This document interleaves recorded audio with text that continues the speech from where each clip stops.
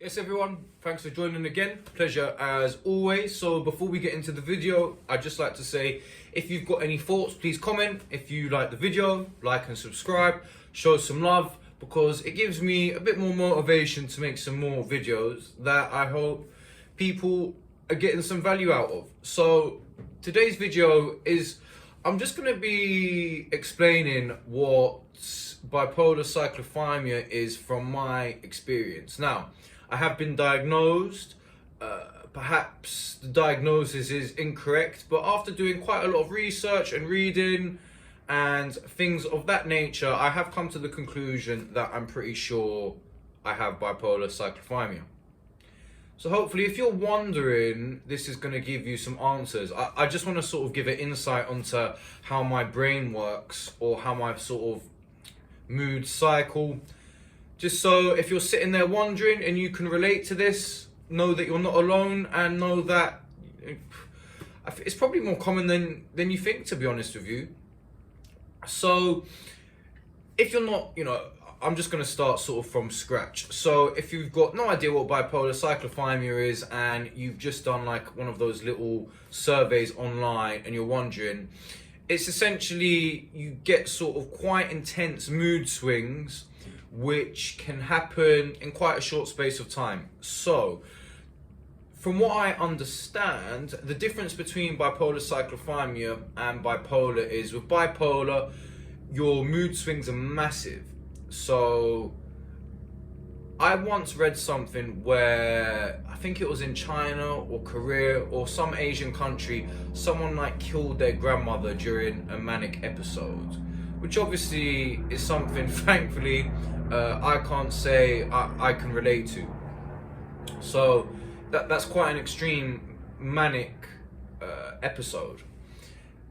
My hypomanic or hypermanic episodes are basically way less than that, and then obviously you get your depressive episodes. And apparently, from what I understand, is someone who's got bipolar rather than bipolar cyclothymia, the depressive episodes are also much more intense. So the mania is more intense, the sort of hyper activity, and then the lows, the depressions are also much lower, and apparently they last for longer periods of time. So I'll just go into sort of my typical mood cycles, which hasn't really been relevant to this for the last few months. My mind's been very steady, but I've been putting a massive amount of effort into it. But typically, I would sort of get hypomanic episodes that would last, I would say, 1 to 2 days, where I feel really high, just loads of thoughts rushing through my head. I feel like I can take over the world. It's fucking awesome. That's how it feels. You feel like you're unstoppable. And then the depressive episodes would come sort of after that, and they would last really long sometimes. My longest was about 9 months. And I probably had little glitches of hypomania in that 9 months, which would last for a day or two. But I remember on several occasions thinking, man, is this ever gonna shift? And it was really fucking draining. So, if you're sitting there wondering, so hypomania, I've already done a video on that before. But, really brief insight. Loads of thoughts rushing through your mind, feeling very positive, loads of energy.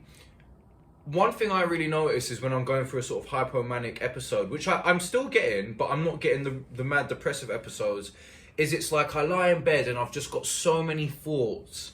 It's like I need to think my thoughts out before I can relax. It's very difficult to explain. I hope I'm doing a good job. And you basically it's like your mind can't rest, and it's just the thoughts are going at 1,000,000 miles a second, and it's good, but it's kind of a pain in the ass. And then obviously the depressive episodes, you just feel hopeless. And it's like, talking from my personal experience, I feel like I had everything, because I have everything that I want, but then at the same time I feel like I've got nothing. It's like everything in your life is going well, but you still feel empty and hopeless. And it's really not a nice place to be in. And yeah, it's funny because if I zoom out and look at my life's awesome. But I've been through times in my life where I know everything in my life is good, but I just can't shift this horrendous feeling. And I've never really been suicidal. I'd never do that just because of the pain it would bring to my mum. But there's been some times where I've been like, man, like, this is really starting to get to me.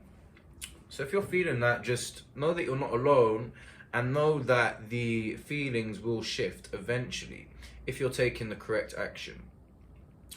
You know, another couple key things I've observed throughout myself as I've got older and come to understand, which I think are key, traits of having bipolar cyclothymia, is my routine is super important. For example, if I plan to meet someone at 1 o'clock and then all of a sudden they they need to meet me at 2 o'clock, my brain goes into like fucking overdrive, and I really get thrown, and it I need to like control my mind. It's really strange. And I've been from like quite a young age. Another thing is I get very intense emotions over things I don't think I should, or I don't believe the normal person gets emotional over. Relationships is a really obvious one, even casual relationships. Sometimes I get kind of, I wouldn't say obsessed, but my thoughts towards girls who I've only gone out with on a few occasions gets very, very intense. And I don't think it should. Now, maybe I'm just very honest, and a lot of people can relate to this, but my perspective is my feelings in those situations are more intense than the average person. You know, I would say that those are the two obvious ones. Another thing, I don't know if this is directly related to bipolar cyclothymia, but I overthink a lot of stuff. Now, I don't actually know if that's just my own thing. I think the routine breaking and the sort of intense feelings and emotions are definitely part of the disorder. But in terms of sort of the over-analytical side of things, I'm not sure. So if you can shed any light on that, or you relate to that, then please leave a comment. My idea is to kind of bring people together to sort of share their thoughts and experiences to bring more clarity onto these mental health issues, because it seems like a very grey area and it's very difficult to sort of get clear, concise insight and information. I feel this video maybe have been a little bit scrambled, but you know, I'm just sort of trying to give people some information. So I hope all of that has been helpful. Please leave any thoughts or comments. Let me know what you think. If you can relate, hope you're having a great day or great evening or whatever time it is wherever you are. I will see you in the next video. Peace.